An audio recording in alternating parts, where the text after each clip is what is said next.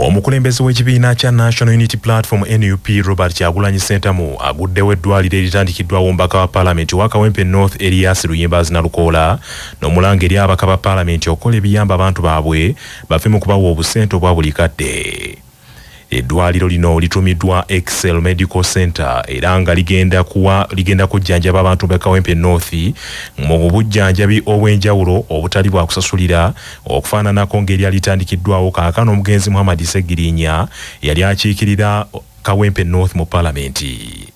Kyagulanyi Ssentamu agambye nti abaka ba Paalamenti bangi mu ggwanga lino bakyaganya okolera ebitundu byabwe ebintu ebirabwako nga balinda akaseera ak'akalulu balyoke badde mu bantu okubasaba akalulu nga bagabira ssente ez'okunywamu omwenge. Abantu b'e Kawempe wabibagambanga nga bo bagamba ebintu ebyo byonna ojja bikola ng'entandikwa. Naye nze kino sebo nkirabanga kisuubizo. Twakkaanya nti abantu betukulembera mu busobozi bwaffe obutono byetukola tubikole singa byetusuubiza wabula nga example y'ebyo bye tusobola okukola era byetuteekateeka okukola singa batukwasa obuyinza bw'eggwanga mu bujjuvu. Uganda erina ssente, Uganda ngagga. Ssente ze batusolooza zimala okuliyirira abo bonna abanyigiriziddwa n'okulaakulanya ensi yaffe. Naye kubanga ssente zibbibwa bubbibo. Kati ku kisuubizo kyaffe eky'obujjanjabi obulungi n'okuddabulula amalwaliro kino basebo ne banyabo mu katwale ng'akabonero k'ebyo bye tupulaninga okukola era bye tugenda okukola nga mutukwasiza obukulembeze. Omubaka wa Kawempe North Erias Luyimbazi Nalukoola agambye nti wadde ng'entebe akyagituddemu makiikakiika waakusigala ng'akolera abantu kubanga baamwesiga.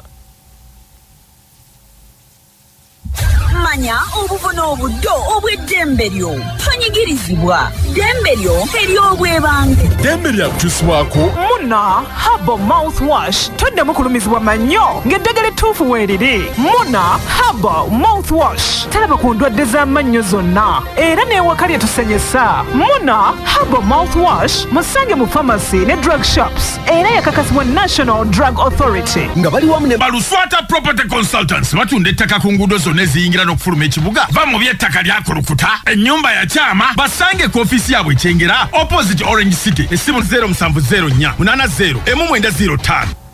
Kooti esobola okukaka omuntu yenna okuwa obujulizi nga munnamateeka George Musisi bw'annyonnyola. Omuntu yenna ali mu musango mu kooti sensonga oba yawaabiddwa oba yawaabye ng'alina omujulizi gw'alowooza nti yandibadde ayambako kooti okutuuka ku nsonga oba ku kinyusi ky'omusango alina eddembe okusaba kooti obuyita omujulizi oyo bw'aba talina busobozi kumwereetera era kooti bwe bakisabye n'agikakasa engeri oyo obujulizi bwe gye bunaayamba omusango kooti esobola okugenda mu maaso n'eyisa ekiragiro ekiyita obujulizi oyo okujja okuwa obujulizi mu kooti.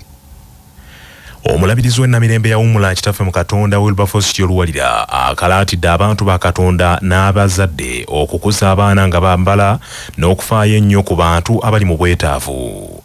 Omulabirizi Luwalira bino abyogedde abuulira mu kusaba okw'okusaako emikono abaana basukka mu 10 ku kanisa St Andrea e Masuulita mu busumba bw'e Masuulita mu Busaabadiikoni bw'e Kavumba mu bulabirizi bw'ennamirembe.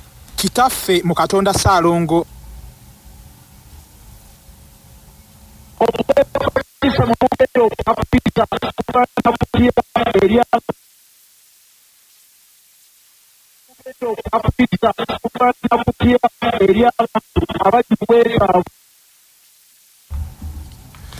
Sonyiweko bannaffe.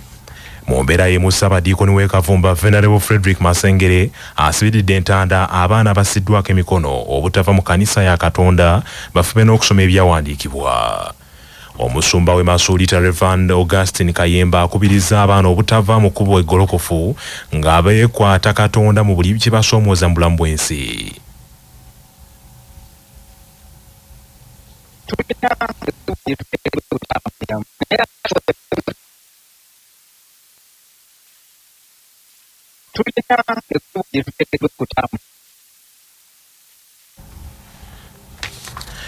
Omubaka akiikirira Busiro North mu Paalamenti Nsubuga Paul asabye abavubuka okubeera ab'empisa naddala ng'eggwanga lyolekera ekiseera ekyakalulu bakulembeze okwesiga Katonda bafube n'okwenyigira mu bukulembeze ku mitendera gyonna.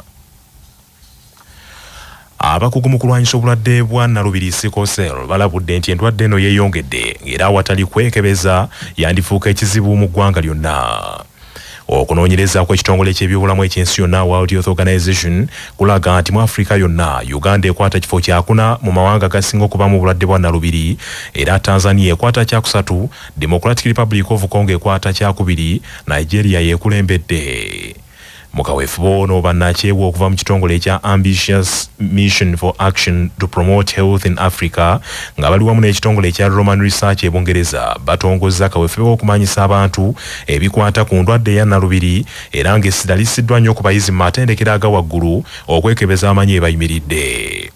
Bw'abadde asimbula emisinde egy'okubunyisa obubaka obukwata ku ndwadde ya nalubiri egibumbujjidde munda mu ssettendekero wa Makerere akulira ekitongole ekya Ambitious Mission for Action to Promote Health in Africa, Dr. Kisembo Henry akuutidde abavubuka abalindiridde okuwasa n'okufumbiriganwa nti bafube nnyo okwekebeza bwe kizuulwa nti balina akawuka bombiriri akaleeta akawuka aka nalubiri baawukane nga bukyali. Tuli wano kulaba nti badde neeyo tuyigiriza abantu tukola awareness creation oba kuyigiriza abantu bona mu ggwanga okuyitira mu running oba mu kuduka kuno okulaba nti buna Uganda kimukakatako okutegeera ku bulwadde buno ngeri gye butambulamu oba omuntu abufuna atya atabwewala atya. Okimanyi nti sickle cell disease entambula yaayo omuntu bw'aba nga alina akarandira n'afuna omusajja oba omukyala nga alina akarandira ako bazaala omwana nga alina sickle cell disease. So kitegeera tuli mu kukunga buli omu ate nga tubulira buli omu aba students abayizi akulira klinika evunaanyizibwa ku bulwadde bwa nalubiri mu ddwaliro ekkulu e Mulago Dr. Philip Kasirye agambye nti okweyongera kwa nalubiri mu Uganda kusinzira kuva ku baagalana ababiri omwami n'omukyala obutaagala kwekebeza nga tebannatandika kuzaala. Buli bantu 100 omuntu omu alina bulwadde buno 13 ku buli 100 balina ensigo ey'obulwadde buno na wano kiteeberezebwa nti abaana abakunukkiriza mu mitwalo 2 wakati w'ebiri n'ebiri kitundu bazaalibwa buli mwaka nga balina obulwadde bwa nalubiri wano mu Uganda e Mulago kuba abaana 10 abaweebwa ekitanda 5 balina obulwadde bwa nalubiri. Buli mwezi mu kliniki ya sickle cell y'e Mulago tuwandiisa abaana abasukka mu 10 abapya nekitegeeza nti obuzibu buno bukyaliwo nnyo. Twebaza ekitongole ky'ebyobulamu wamu ne Obwakabaka bwa Buganda kubanga wakati w'omwaka 2017 ne 2019 essira ku byobulamu baalissa ku nsonga ya nalubiri era twebaza Kabaka kubanga yakulembera mu nsonga eno y'okubunyisa ensonga zino eza nalubiri. Abayizi okuva ku ssettendekero wa Makerere University ne Makerere University Business School, Victoria University n'abalala beenyigidde emisinde gy'okulwanyisa nalubiri n'okubunyisa amawulire agakwata ku bulwadde obwo. Omulabirizi w'emityana kitaffe mu Katonda Ssaalongo James Bukomeko aweze nti agenda kuyimiriza nteekateeka ye mwayita okukunga abazadde okusasula ensimbi ez'ekyemisana ku masomero naddala aga gavumenti wadde engeri abagisimbira ekkuuli. Omusasi waffe James Kaana Ssebuguzi kabituwe. Kitaffe mu Katonda Ssaalongo James Bukomeko okwogera bino abadde akulembeddemu okusaba ku kanisa ya Kalangaalo Church of Uganda mwategereza nti okuva lwe yajja mu bulabirizi bw'emityana n'atandikawo enteekateeka y'okukunganga abazadde babeeko kye bateeka mu baana baabwe nga bagenda ku masomero naddala ensimbi ez'ekyemisana. Bangi ku bakulembeze okuva naddala mu gavumenti eya wakati bazenga bamusimbira ekkuuli. Kyokka ono aweze nti keetonye kegwake tagenda kuyimiriza enteekateeka yeeno kubanga emyaka gy'agikoledde aliko byalabye nga bibala byennyini nga kyokka n'ekisinga okumukwasa ennaku ate abagisimbira ekkuuli baabaana be bazaala babasasulira buwanana.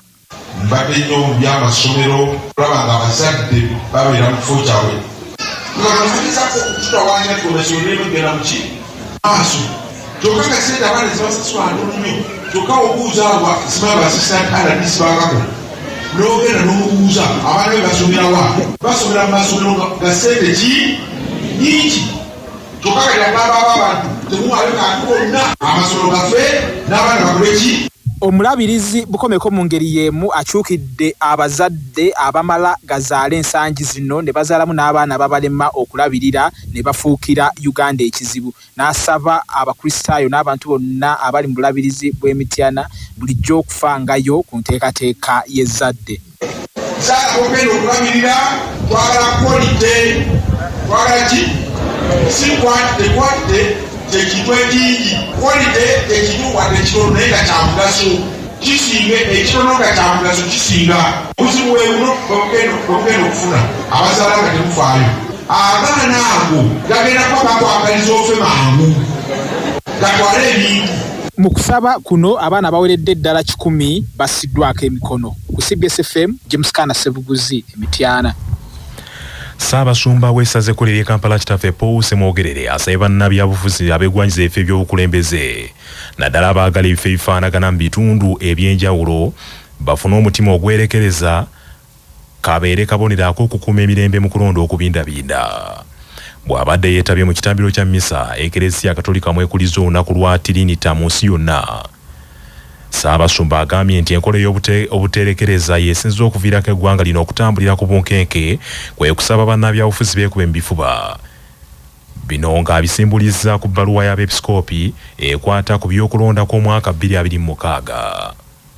n'ebirala byonna nga biri mu Uganda kaakati kyandibadde kirungi abakulembeze abo bagisome bagyetegereze bulungi ejja kutulambika bulungi mu ngeri y'okulonda oba okulondebwa ate ffenna abakristo abalungi tulina obuvunaanyizibwa okukiriza okulondebwa oba tulina okutambuza n'okutwala enjiri mu bukulembeze bwaffe temutya kwesimbawo ate olabanga gwe tolina maanyi munno mulekere njoge nti kanzire wano naagende mu maaso wajja okutusaawo mu kifo kyokugamba nti ffenna tugende ate mugenda mwenna ne mufiirwa eyo weri.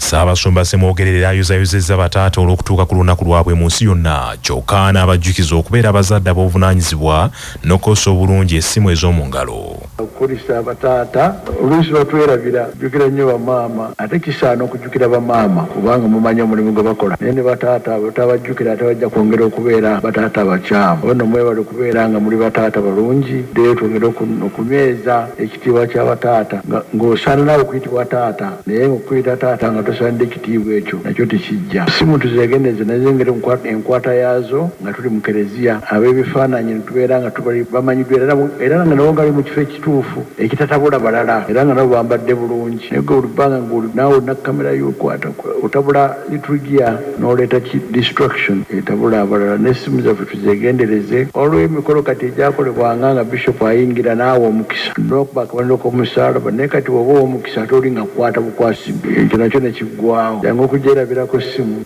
naye gezaako okulaba nga ofuba okugiteekamu nga tevuganga kutaataaganya balala. Reverend Father Richard Muwonge akulira ebyentendereza mu ssaza ery'e Kampala avumiridde abantu ba Katonda abalina ebitone kyokka ne babikozesa mu ngeri etewasa Katonda kitiibwa. Winnie Nakato Falandes nga yenna abafumbo w'essaza ekkulu ery'e Kampala awaddeyo obukadde 2 eri ekibiina n'asaba abantu ba Katonda okweyisa mu nneeyisa eteswaza Kereziya w'Omukama nga bakola ebisaanidde mu maaso g'Omukama. Olina okwewa ekitiibwa ng'omukulembeze tewali agenda kuwa kitiibwa nga tokyewadde. Bwe bakuyita ku mikolo mukulembeze batuwa ebyokunywa nga biyitirivu naye si competition. Kozesaako by'osobola by'otosobola obireke. Ate bw'olaba ng'otandise okutuula mu kifo buli omu n'atandika okukuba ku ttama bw'akukwata ku kibegaabega mu nviiri mukulembeze oludde mu kifo awo ofuuse ki waawo otera ne weetegula nga tebannaba kujja mu mize mirala. Abakyala tutera okuyita ne ku nsawo zaffe ennene kirungi naye bye wazze nabyo by'oba ogenda nabyo kubanga kawayini bwe kanga kali ku mmeeza kaffe ffenna abali ku mmeeza eyo si kansawoyo.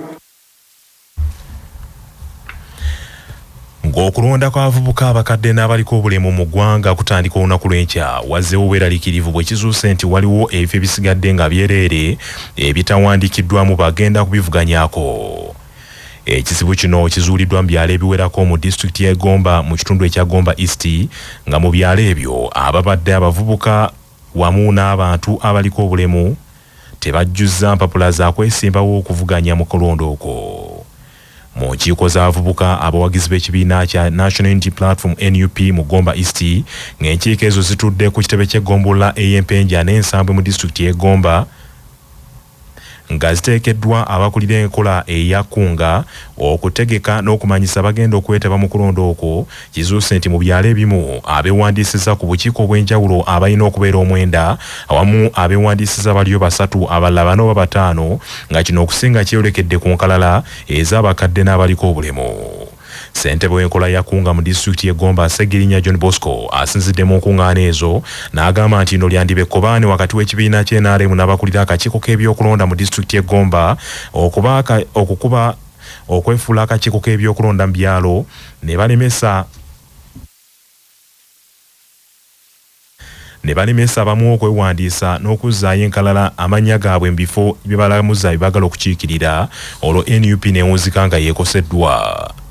Okusoomozebwa kwe tusanze mu kisaseze y'abavubuka naddala mu kubanominatinga tulina ebyalo gye tutaafunye kukiikirwa bulungi naye nga bye bitono nnyo ku 10 tulina ebyalo nga 10 ogatta awamu bye tutaafunyemu bagenda kutukiikirira kukwata fulaga zaffe naye challenge ennene electoral commission yagaana okutwala lisiti z'abavubuka ku byalo ekyo ne kubeera kusoomozebwa kunene kubanga era abasinga babadde bewandiisa okuvuganya ng'abavubuka naye ogenda okukebera kubanga tekinologi yali waggulu nnyo osobola okukeera ku ssimu yo n'omanya kyatuyambye nnyo okwongera ozula nti abamu basusse emyaka 30. Abamu ku bavubuka abeetabye mu nkiiko ezo okuli kansala Nakanjako Goreti ow'Ekyegonza ne Sevume Bazanya Nengo ow'Empenja Benyamin olw'ebifo ebitaliimu balonzi abagenda okuvuganya wamu ne bannakibiina abamu batandise okulwanyisa obukiiko obwa Kunga. Nze obulumi bwe nnina be bantu abazze Gomba nga tulina ebifo bingi ebyetaagisibwako okwesimbako naye nga bonna ate bali ku kifo kimu ate nga balinga abaagala okulwanyisa obukulembeze obubaddewo naddala obwa Kunga kubanga Nuupu erina abakulembeze okuviira ddala wansi ku byalo ate tebabakozesezza ate ne bagamba nti osanga obukiiko bwa muntu atya bwa muntu omu naye obukiiko bwa Gomba East bwo bukolera omuntu yenna ali ku mulamwa ogwa Nuupu. Ssentebe w'enkola ya Kunga mu Gomba East Kizzayo Office agambye nti oluvannyuma lw'ensinkano eyo abavubuka ba NUP e Gomba bategedde ekyokukola naddala nga 19 omwezi guno ogw'omukaaga lwe balironda obukulembeze ku byalo. Abamu ku baagala okuvuganya ku bifo eby'enjawulo mu Gomba ku kaadi ya NUP kuliko Namulindwa Flavia, Betty Sentamu, Mukasa Dani n'abalala era basinzidde mu nkiiko ezo ne balabula bannakibiina ku kwerwanyisa okweyongedde mu kibiina kyabwe n'obutagezaako okuwagirayo yenna aneesimbawo ku lulwe ng'omuntu kubanga okujja kuba kunafuya kibiina.